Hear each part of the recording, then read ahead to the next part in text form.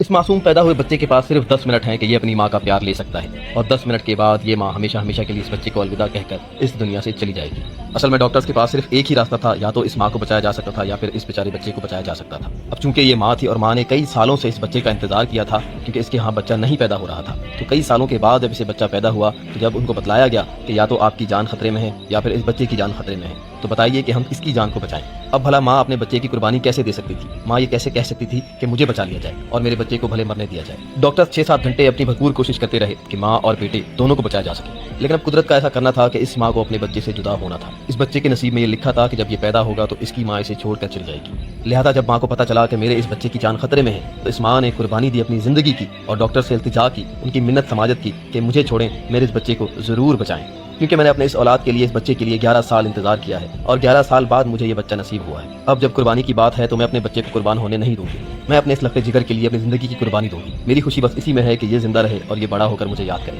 یوں پھر ڈاکٹر نے اس بچے کی جان بچائی، اس بچے کو ماں کے قریب کیا، اور ماں اور بچہ خوب ایک دوسرے سے پیار کرتے رہے اور روتے رہے۔ ماں بھی رو رہی تھی، بچہ بھی رو رہا تھا، اور یہ ماں اپنے اس بچے کو زندگی دے کر خود ہمیشہ ہمیشہ کے لیے قبر میں جا کر سو گئی۔ اب یہ لمحات ایسے تھے کہ ڈاکٹرز کے سینے پگھل گئے، ان کے سینے پھٹنے کو آ رہے تھے، وہ پھوٹ پھوٹ کر رونے لگ گئے، اور انسانیت کے سب سے خوبصورت رشتے جو کہ ماں اور بچے کا رشتہ ہے، اس ماں کو سلام کرنے لگے اور کہنے لگے کہ دنیا میں یہی ایک رشتہ ہے، یعنی ماں ہی وہ ہستی ہے جو اپنی اولاد کے لیے زندگی کی بھی قربانی دے سکتی ہے۔ جی ہاں، ماں باپ ہی وہ ہستی ہیں جو اپنی اولاد کے لیے سب کچھ قربان کر دیتے ہیں، حتیٰ کہ اپنی زندگی بھی قربان کر دیتے ہیں۔ اگر وہ جیتے بھی ہیں تو اولاد کے لیے، اگر وہ مرتے بھی ہیں تو اولاد کے لیے۔ دوستو، یہ واقعہ سننے کے بعد اپنی ماں کو کبھی دکھ مت دینا، اور دعا کرنا کہ ہر ایک کی والدہ کو، ہر ایک کی ماں کو اللہ تعالیٰ جنت میں جگہ دے، آمین۔ ماں باپ سے بڑھ کر کوئی خوبصورت رشتہ اس دنیا کا ہے ہی نہیں۔ اگر آپ کے ماں باپ اس دنیا سے جا چکے ہیں تو روزانہ کی بنیاد پر ان کے لیے خوب دعائیں کیجیے، اور اگر زندہ ہے تو ان کی قدر کیجیے، ان کی خدمت کیجیے، ان کے پیر پکڑیے، ان سے معافی مانگیے، اور ان کو ہر طرح سے راضی کیجیے۔ ماں باپ کی رضا میں ہی اللہ کی رضا ہے، اور اس خوبصورت پیغام کو دوسروں کے ساتھ ضرور شیئر کیجیے۔